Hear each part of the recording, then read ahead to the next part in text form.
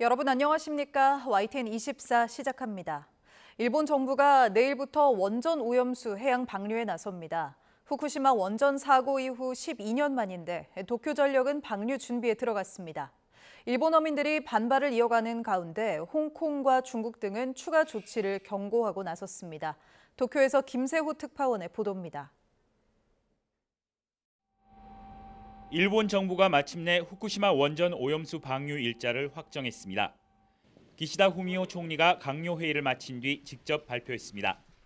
具体的な放出時期については気象海象条件に支障がなければ8月24日を見込みます。 2021년 4월 오염수 해양 방류를 결정한 지 2년 4개월 만입니다. 기시다 총리는 IAEA의 과학적 근거에 기초한 대응에 국제사회의 정확한 이해가 확산하고 있다며 국제적 지지를 받고 있다고 자신했습니다. 도쿄전력은 곧바로 오염수 방류를 위한 준비 작업에 착수했습니다.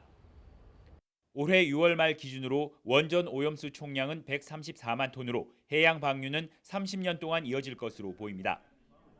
국제원자력기구 IAEA는 방류 첫날부터 안전 기준에 부합하는지 현장 감시와 평가를 이어가겠다고 밝혔습니다. 기시다 총리는 모든 책임을 지고 어민들을 지원하겠다고 약속했지만 어민 단체들은 성명을 통해 반대 입장을 재차 강조했습니다. 心配がすごくある。だからやっぱりこれは僕たちにとっては致命傷になる可能性が十分ある。 홍콩은 즉각 반발하며 일본산 수산물에 대한 수입 통제에 들어간다고 밝혔습니다. 중국 역시 추가 대응 조치를 시사했습니다.